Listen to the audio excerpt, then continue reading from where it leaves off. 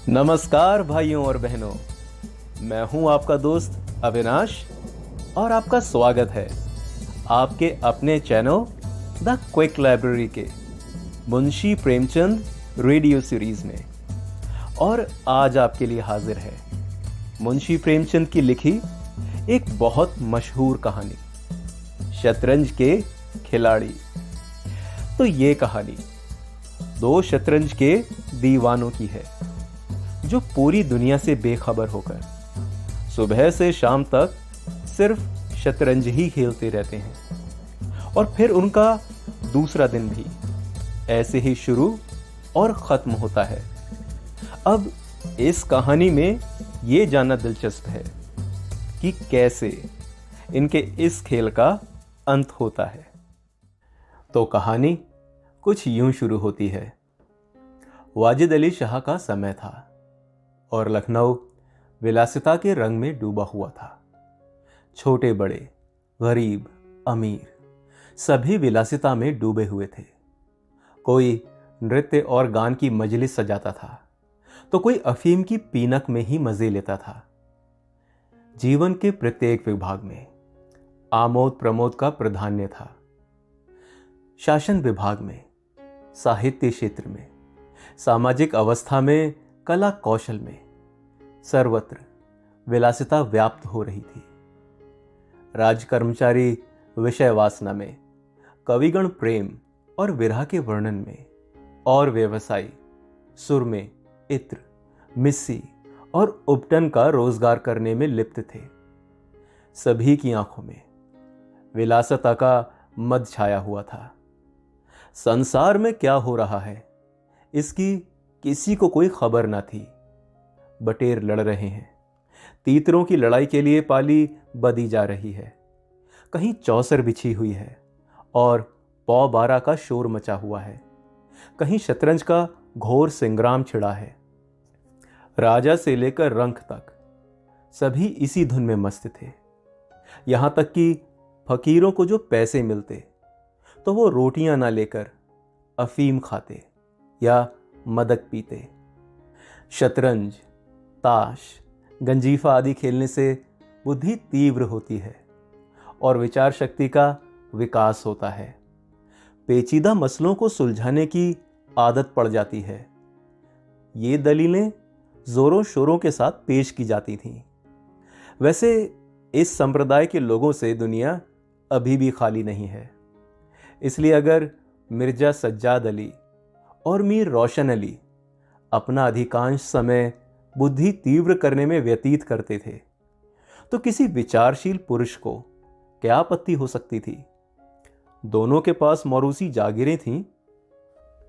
जीविका की कोई चिंता ना थी। घर में बैठे चौखौतियां करते थे। आखिर और करते ही क्या। सुबह से ही दोनों मित्र नाश्ता करके बिसात बिछाकर बैठ जाते, मोहरे सज जाते और लड़ाई के दांव पेच होने लगते। फिर खबर ना होती कि कब दोपहर हुई, कब तीसरा पहर और फिर कब शाम। घर के भीतर से बार बार बुलावा आता कि खाना तैयार है और यहां से जवाब मिलता, चलो आते हैं, दस्तरख्वान बिछाओ।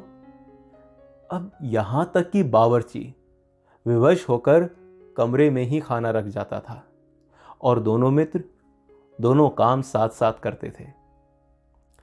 मिर्जा सज्जाद अली के घर में कोई बड़ा बूढ़ा ना था, इसलिए उन्हीं के दीवान खाने में बाजियां होती थीं। मगर यह बात ना थी कि मिर्जा के घर के और लोग इस व्यवहार से खुश हों। घर वालों को तो कहना ही क्या, मोहल्ले वाले, घर के नौकर चाकर तक हमेशा द्वेषपूर्ण टिप्पणियां किया करते थे। बड़ा मनहूस खेल है, घर को तबाह कर देता है। खुदा ना करे कि किसी को इसकी चाट पड़े। आदमी दीन दुनिया किसी काम का नहीं रह जाता, ना घर का ना घाट का। बुरा रोग है। यहां तक कि मिर्जा की बेगम साहिबा को इससे इतना द्वेष था कि अवसर खोज खोज कर पति को लताड़ती थीं। पर उन्हें इसका अवसर मुश्किल से मिलता था। वो सोती ही रहती थी तब तक बाजी बिछ जाती थी और रात को जब सो जाती थीं तब कहीं जाकर मिर्ज़ा जी घर में आते थे। हाँ, नौकरों पर वो अपना गुस्सा उतारती रहती थीं। क्या पान मांगे हैं? कह दो, आकर ले जाएं, खाने की फुर्सत नहीं है। ले जाकर खाना सर पर पटक दो, खाएं चाहे कुत्तों को खिलाएं। पर रूबरू वो कुछ भी नहीं कह सकती थी। उनको अपने पति से उतना मलाल ना था जितना कि मीर साहब से। उन्होंने उनका नाम मीर बिगाड़ू रख छोड़ा था। शायद मिर्जा जी ने अपनी सफाई देने के लिए सारा इल्जाम मीर साहब के ही सर थोप दिया था। एक दिन बेगम साहिबा के सर में दर्द होने लगा। उन्होंने नौकरानी से कहा, जाकर मिर्जा साहब को बुला ला, किसी हकीम के यहां से दवा लाएं। जा जल्दी कर। नौकरानी गई तो मिर्जा जी ने कहा, अच्छा चल, अभी आते हैं। इधर बेगम साहिबा का मिजाज गर्म था। इतनी ताब कहां कि उनके सिर में दर्द हो और पति शतरंज खेलता रहे। चेहरा सुर्ख हो गया। नौकरानी से कहा, जाकर कहे अभी चलिए, नहीं तो वो खुद हकीम के यहां चली जाएंगी। इधर मिर्जा जी बड़ी दिलचस्प बाजी खेल रहे थे। 2 ही किस्तों में मीर साहब की मात हुई जाती थी। झुंझलाकर बोले, क्या ऐसा दम लबों पे है, जरा सब्र नहीं होता? मीर, अरे तो जाकर सुन ही आइए ना, औरतें नाजुक मिजाज ही होती हैं। मिर्जा, जी हां, चला क्यों जाऊं, 2 किस्तों में आपकी मात जो होती है। मीर, जनाब इस भरोसे ना रहिएगा, वो चाल सोची है कि आपके मोहरे धरे रह जाएं और मात हो जाए। पर जाइए, सुनाइए, क्यों खामखा उनका दिल दुखाइएगा। मिर्जा, तो इस बात पर तो मात करके ही जाऊंगा। मीर, मैं खेलूंगा ही नहीं, आप जाकर सुनकर आइए पहले। मिर्जा, अरे यार, जाना पड़ेगा हकीम के यहां, सर दर्द खाक नहीं है, बस मुझे परेशान करने का बहाना है। मीर, कुछ भी हो, उनकी खातिर तो करनी ही पड़ेगी। मिर्जा, अच्छा एक चाल और चल लूं। मीर, हरगिज नहीं, जब तक आप सुनकर नहीं आएंगे मैं मोहरे को हाथ ही ना लगाऊंगा। मिर्जा साहब मजबूर होकर अंदर गए तो बेगम साहिबा ने त्योरियां बदलकर लेकिन करहाते हुए कहा, तुम्हें निगोड़ी शतरंज इतनी प्यारी है, चाहे कोई मर जाए पर उठने का नाम नहीं लेते। नौज, तुम जैसा कोई आदमी हो। मिर्जा, क्या कहूं, मीर साहब मानते ही ना थे, बड़ी मुश्किल से पीछे छुड़ा कर आया हूं। बेगम, क्या जैसे वो खुद निखट्टू हैं वैसे ही सबको समझते हैं?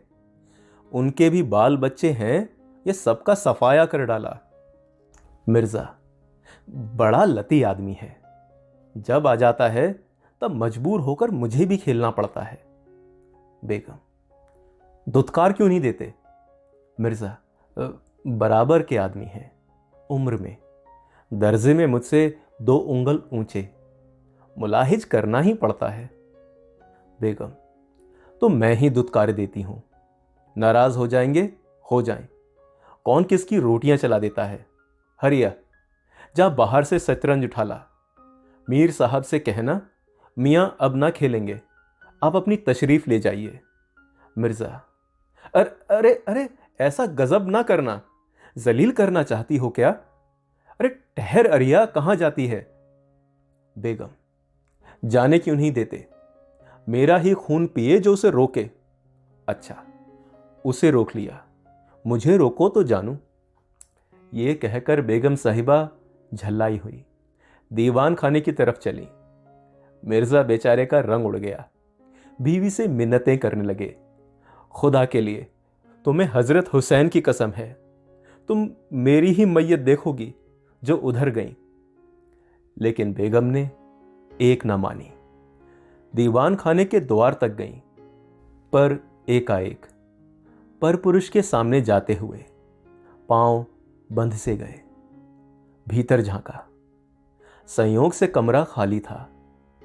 मीर साहब ने एक दो मोहरे इधर उधर कर दिए थे और अपनी सफाई जताने के लिए बाहर टहल रहे थे। फिर क्या था, बेगम ने अंदर पहुंचकर बाजी उलट दी। मोहरे कुछ तख्त के नीचे फेंक दिए और कुछ बाहर, और किवाड़ अंदर से बंद करके कुंडी लगा दी। मीर साहब दरवाजे पर तो थे ही, मोहरे बाहर फेंके जाते देखे और चूड़ियों की झनक भी कानों में पड़ी। फिर दरवाजा बंद हुआ तो समझ गए बेगम साहिबा बिगड़ गई हैं।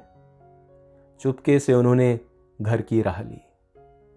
मिर्जा ने कहा, तुमने गजब किया बेगम, अब मीर साहब इधर आए तो खड़े खड़े निकलवा दूंगी।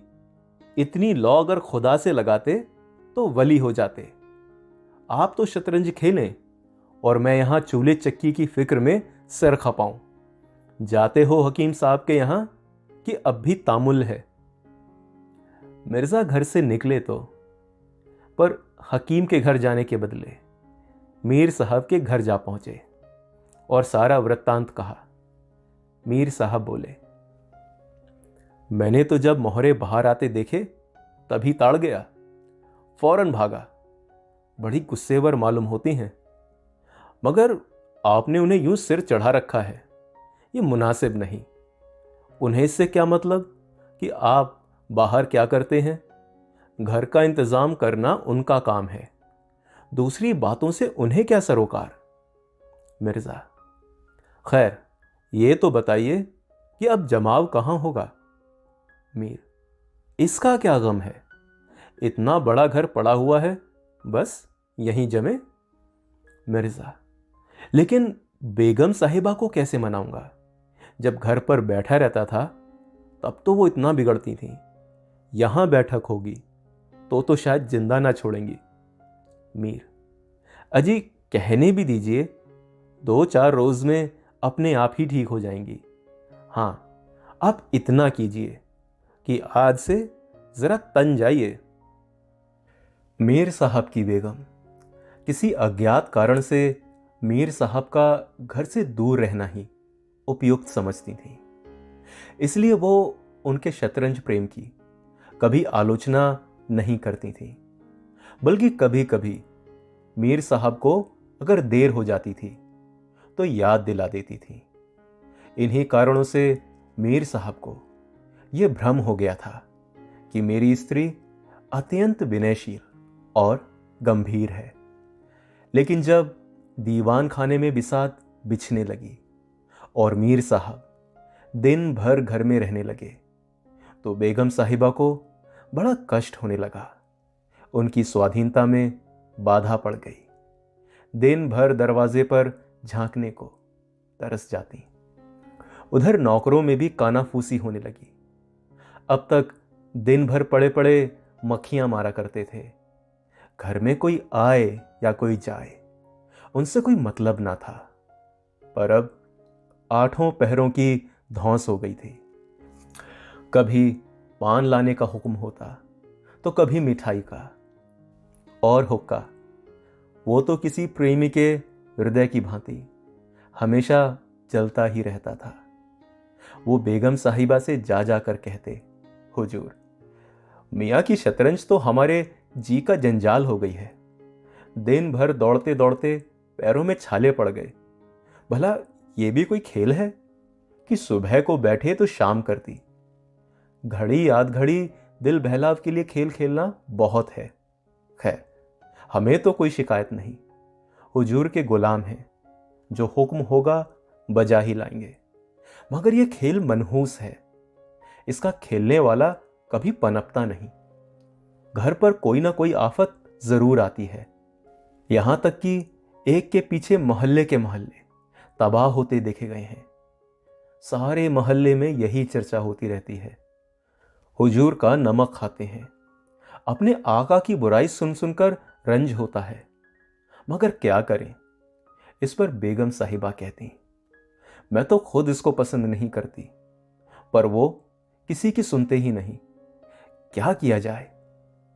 मोहल्ले में जो भी दो चार पुराने ज़माने के लोग थे, आपस में भांति भांति की अमंगल की कामनाएं करने लगे। अब खैरियत नहीं। जब हमारे रईसों का ये हाल है तो मुल्क का खुदा ही हाफिज है। ये बादशाहत शतरंज के हाथों तबाह होगी। आसार बुरे हैं। राज्य में हाहाकार मचा हुआ था। प्रजा दिन दहाड़े लूटी जाती थी। कोई फरियाद सुनने वाला ना था। देहातों की सारी दौलत लखनऊ में खींची जाती थी और वो वेश्याओं में, भांडों में और विलासिता के अन्य अंगों की पूर्ति में उड़ जाती थी। अंग्रेज कंपनीकरण दिन ब दिन बढ़ता जाता था। कमली दिन दिन भीग कर भारी होती जाती थी। देश में सुव्यवस्था न होने के कारण वार्षिक कर भी वसूल ना होता था। रेजिडेंट बार बार चेतावनी देता था, पर यहां तो लोग विलासिता के नशे में चूर थे। किसी के कानों पर जूं ना रेंगती थी। खैर, मीर साहब के दीवान खाने में शतरंज होते कई महीने गुजर गए। नए नए नक्शे हल किए जाते, नए नए किले बनाए जाते, नित्य नए व्यूह की रचना होती। कभी कभी खेलते खेलते झौड़ हो जाती, तू मैं तक की नौबत आ जाती। पर जल्दी ही दोनों मित्रों में मेल हो जाता। कभी कभी ऐसा भी होता कि बाजी उठा दी जाती। मिर्जा जी रूठकर अपने घर चले जाते और मीर साहब अपने घर में जाकर बैठते। पर रात भर की नींद के साथ सारा मनोमालिन्य शांत हो जाता था और सुबह फिर दोनों मित्र दीवान खाने में आ पहुंचते थे। एक दिन दोनों मित्र बैठे हुए शतरंज की दलदल में गोते खा रहे थे। कितने में घोड़े पर सवार एक बादशाही फौज का अफसर मीर साहब का नाम पूछता हुआ वहां आ पहुंचा। मीर साहब के होश उड़ गए। ये क्या बला सर पर आ गई? ये तलबी किस लिए आई है? अब खैरियत नजर नहीं आती। घर के दरवाजे बंद कर लिए। नौकरों से बोले कि कह दो घर में नहीं है। सवार: घर में नहीं है तो कहां है? नौकर: ये मैं नहीं जानता, क्या काम है? सवार: काम तुझे क्या बताऊंगा, हुजूर में तलबी है, शायद फौज के लिए कुछ सिपाही मांगे गए हैं। जागीरदार है कि दिल लगी, मोर्चे पर जाना पड़ेगा तो आटे दाल का भाव मालूम हो जाएगा। नौकर: अच्छा तो जाइए, कह दिया जाएगा। सवार: कहने की बात नहीं है, मैं कल खुद आऊंगा, साथ ले जाने का हुक्म हुआ है। सवार चला गया। मीर साहब की आत्मा कांप उठी। मिर्जा जी से बोले, कहिए जनाब, अब क्या होगा? मिर्जा: बड़ी मुसीबत है, कहीं मेरी भी तलबी ना हो। मीर: कमबख्त, कल फिर आने को कह गया है। मिर्जा: आफत है और क्या, कहीं मोर्चे पर जाना पड़ा तो बेमौत मरे। मीर: बस यही एक तदबीर है कि घर पर मिलो ही नहीं। कल से गोमती पर कहीं वीराने में नक्शा जमे, वहां किसे खबर होगी? हजरत आकर आप लौट जाएंगे। मिर्जा: वल्लाह आपको खूब सूझी, इसके सिवाय और कोई तदबीर ही नहीं है। इधर मीर साहब की बेगम उस सवार से कह रही थी, तुमने खूब उन्हें बेवकूफ बनाया। उसने जवाब दिया, अजी ऐसे गाबदियों को तो चुटकियों पर नचाता हूं, इनकी सारी और हिम्मत तो शतरंज ने चर ली, अब भूल कर भी घर पर ना रहेंगे। दूसरे दिन से दोनों मित्र मुंह अंधेरे घर से निकल खड़े होते। बगल में एक छोटी सी दरी दबाए, डिब्बे में गिलौरियां भरे, गोमती पार की एक पुरानी वीरान मस्जिद में चले जाते, जिसे शायद नवाब असफुद्दौला ने बनवाया था। रास्ते में तंबाकू, चिलम और मदरिया ले जाते और मस्जिद में पहुंच दरी बिछा हुक्का भर शतरंज खेलने बैठ जाते। फिर उन्हें दीन दुनिया की फिक्र न रहती। किश्त, शह, इन दो शब्दों के सिवा उनके मुंह से कोई और वाक्य नहीं निकलता था। कोई योगी भी समाधि में इतना एकाग्र ना होता होगा। दोपहर को जब भूख मालूम होती तो दोनों मित्र किसी नानबाई की दुकान पर जाकर खाना खाते और एक चिलम हुक्का पीकर फिर से संग्राम क्षेत्र में डट जाते। कभी कभी तो उन्हें भोजन का भी ख्याल ना रहता था।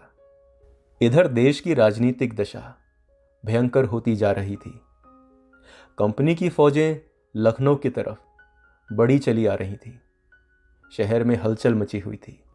लोग बाल बच्चों को लेकर देहातों में भाग रहे थे। पर हमारे दोनों खिलाड़ियों को इसकी जरा भी फिक्र ना थी। वो घर से आते तो गलियों से होकर। डर था कि कहीं किसी बादशाही मुलाजिम की निगाह ना पड़ जाए तो बेगार में पकड़े जाएं। हजारों रुपए सालाना की जागीर मुफ्त में ही हजम करना चाहते थे। एक दिन दोनों मित्र मस्जिद के खंडर में बैठे हुए शतरंज खेल रहे थे। मिर्जा की बाजी आज कुछ कमजोर थी। मीर साहब उन्हें किश्त पर किश्त दे रहे थे। इतने में कंपनी के सैनिक आते हुए दिखाई दिए। वो गोरों की फौज थी जो लखनऊ के ऊपर अधिकार जमाने के लिए आ रही थी। मीर साहब बोले, अंग्रेजी फौज आ रही है, खुदा खैर करे। मिर्जा, आने दीजिए, आप किश्त बचाइए, ये लो किश्त। मीर, जरा देखना चाहिए, यहीं आड़ में खड़े हो जाएं। मिर्जा, देख लीजिएगा, जल्दी क्या है, ये लीजिए फिर से किश्त। मीर, तोपखाना भी है, कोई 5,000 आदमी होंगे, कैसे कैसे जवान हैं, लाल बंदरों के से मुंह। उफ, सूरत देखकर ही खौफ मालूम होता है। मिर्जा, जनाब हीले ना कीजिए, ये चकमे किसी और को दीजिएगा, ये रही किश्त। मीर, आप भी अजीब आदमी हैं, यहां तो शहर पर आफत आई हुई है और आपको किश्त की ही सूझी है। कुछ इसकी भी खबर है कि शहर घिर गया तो घर कैसे चलेंगे।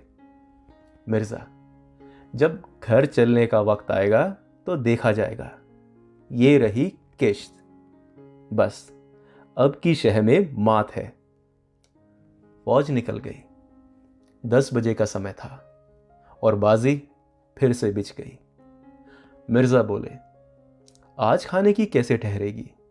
मीर, अजी आज तो रोजा है, क्या आपको ज्यादा भूख मालूम होती है। मिर्जा, जी नहीं, शहर में ना जाने क्या हो रहा है। मीर, शहर में कुछ ना कुछ हो ही रहा होगा, लोग खाना वाना खाकर आराम से सो रहे होंगे। हुजूर नवाब साहब भी ऐशगाह में होंगे। दोनों सज्जन फिर जो खेलने बैठे तो 3 बज गए। अब की मिर्जा जी की बारी कमजोर थी। 4 का गजर बज ही रहा था कि फौज की वापसी की आहट मिली। नवाब वाजिद अली शाह पकड़ लिए गए थे और सेना उन्हें किसी अज्ञात स्थान को लिए जा रही थी।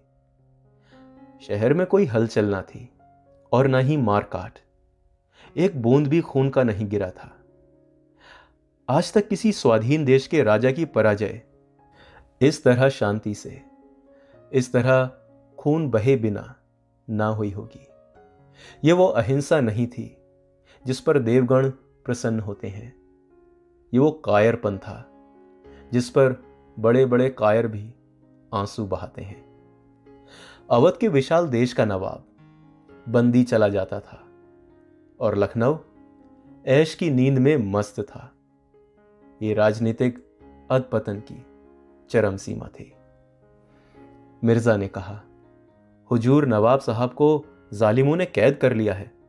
मीर, होगा, ये लीजिए शह। मिर्जा, जनाब जरा ठहरिए, इस वक्त तबीयत इधर नहीं लगती। बेचारे नवाब साहब इस वक्त खून के आंसू रो रहे होंगे।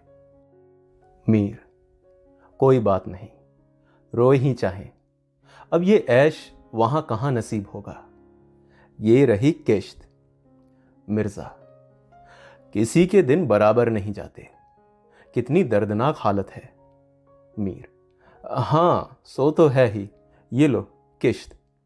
बस अब की किश्त में मात है, आप बच नहीं सकते। मिर्जा, खुदा की कसम आप बड़े बेदर्द हैं, इतना बड़ा हादसा देखकर भी आपको दुख नहीं होता? हाय गरीब वाजिद अली शाह। मीर, पहले अपने बादशाह को तो बचाइए साहब, फिर नवाब साहब का मातम कीजिएगा। ये किश्त और ये मात। बादशाह को लिए हुए सेना सामने से निकल गई। उनके जाते ही मिर्जा ने फिर से बाजी बिछा दी। हार की चोट बुरी होती है। मीर ने कहा, आइए नवाब साहब के मातम में एक मरसिया कह डालें। लेकिन मिर्जा की राजभक्ति अपनी हार के साथ लुप्त हो चुकी थी। वो हार का बदला चुकाने के लिए अधीर हो रहे थे। अब शाम हो गई और खंडहर में चमगादड़ों ने चीखना शुरू कर दिया। अबाबीलें आ आकर अपने घोंसलों में चिमटी, पर दोनों खिलाड़ी डटे हुए थे, मानो दो खून के प्यासे सूरमा आपस में लड़ रहे हों। मिर्जा जी 3 बाजियां लगातार हार चुके थे और इस चौथी बाजी का रंग भी कुछ अच्छा नहीं लगता था। वो बार बार जीतने का दृढ़ निश्चय करके संभल कर खेलते थे, लेकिन एक ना एक चाल ऐसी बेअढ़ब आ पड़ती थी जिससे कि उनकी बाजी खराब हो जाती थी। हर बार हार के साथ प्रतिकार की भावना और भी उग्र होती जाती थी। और उधर मीर साहब मारे उमंग के गजलें गाते थे, चुटकियां लेते थे, मानो कोई गुप्त धन पा गए हों। मिर्जा जी सुन सुनकर झुंझलाते और हार की झेप मिटाने के लिए उनकी दाद देते थे। पर ज्यों-ज्यों बाजी कमजोर पड़ती थी, धैर्य हाथ से निकला जाता था। यहां तक कि वो बात बात पर झुंझलाने लगे, जनाब आप चाल ना बदला कीजिए। ये क्या कि एक चाल चले और फिर उसे बदल दिया। जो चलना हो एक बार चल दीजिए। ये आप मोहरे पर हाथ क्यों रखते हैं? मोहरे को छोड़ दीजिए। जब तक आपको चाल ना सूझे मोहरा छोड़िए ही नहीं। आप एक एक चाल आध घंटे में चलते हैं, इसकी सनद नहीं। जिसे एक चाल चलने में 5 मिनट से ज्यादा लगे उसकी मात समझी जाए। फिर आपने चाल बदली, चुपके से मोहरा वहीं रख दीजिए। मीर साहब का फर्जी पिटता था। बोले, मैंने चाल चली ही कब थी? मिर्जा, आप चाल चल चुके हैं, मोहरा वहीं रख दीजिए, उसी घर में। मीर, उस घर में क्यों रखूं? मैंने हाथ से मोहरा छोड़ा ही कब था? मिर्जा, मोहरा तो आप कयामत तक ना छोड़ें तो क्या चाल ही ना होगी? फर्जी को पिटते देखा तो धांधली करने लगे। मीर, धांधली तो आप करते हैं। हार जीत तकदीर से होती है, धांधली करने से कोई नहीं जीतता। मिर्जा, तो इस बाजी में तो आपकी मात हो गई। मीर, मुझे क्यों मात होने लगी? मिर्जा, तो आप मोहरा उसी घर में रख दीजिए जहां पहले रखा था। मीर, वहां क्यों रखूं? नहीं रखता। मिर्जा, क्यों ना रखिएगा, आपको रखना पड़ेगा। तकरार बढ़ने लगी। दोनों अपनी अपनी टेक पर अड़े थे। ना ये दबता था और ना वो।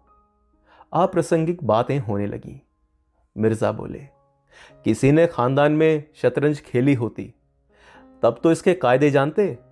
वो तो हमेशा घास छीला करते थे। आप शतरंज क्या खेलिएगा? रियासत और ही चीज है। जागीर मिल जाने से कोई रईस नहीं हो जाता। मीर, क्या घास आपके अब्बाजान छीलते होंगे? यहां तो पीढ़ियों से शतरंज खेलते आ रहे हैं। मिर्जा, अजी जाइए भी। गाजीउद्दीन हैदर के यहां बावर्ची का काम करते करते उम्र गुजर गई। आज रईस बनने चले हैं। रईस बनना कोई दिल लगी नहीं है। मीर, क्यों अपने बुजुर्गों के मुंह में कालिख लगाते हो? वो ही बावर्ची का काम करते होंगे। यहां तो हमेशा बादशाह के दस्तरखान पर खाना खाते चले आए हैं। मिर्जा, अरे चल चरकटे, बहुत बढ़ चढ़कर बातें ना कर। मीर, जबान संभालिए वरना बहुत बुरा होगा। मैं ऐसी बातें सुनने का आदी नहीं हूं। यहां तो किसी ने आंखें दिखाई कि उसकी आंखें निकाल ली हैं। है हौसला? मिर्ज़ा, आप मेरा हौसला देखना चाहते हैं? तो फिर आइए, आज दो दो हाथ हो ही जाएं, इधर या उधर। मीर, तो यहां तुमसे दबने वाला कौन है? दोनों दोस्तों ने कमर से तलवारें निकाल लीं। नवाबी जमाना था, सभी तलवार, पेशकब्ज, कटार वगैरह बांधते थे। दोनों विलासी थे, पर कायर ना थे। उनमें राजनीतिक भावों का अंधपतन हो गया था। बादशाह के लिए, बादशाहत के लिए क्यों मरे, पर व्यक्तिगत वीरता का अभाव ना था। दोनों ने पैंतरे बदले, तलवारें चमकी, छपाछप की आवाजें आईं और दोनों जख्म खाकर गिर पड़े और वहीं तड़प तड़प कर जाने दे दी। अपने बादशाह के लिए जिनकी आंखों से एक बूंद आंसू ना निकला, उन्हीं दोनों प्राणियों ने शतरंज के वजीर की रक्षा में प्राण दे दिए। अंधेरा हो चला था, बाजी बिछी हुई थी। दोनों बादशाह अपने अपने सिंहासनों पर बैठे हुए मानो इन दोनों वीरों की मृत्यु पर रो रहे थे। चारों तरफ सन्नाटा छाया हुआ था।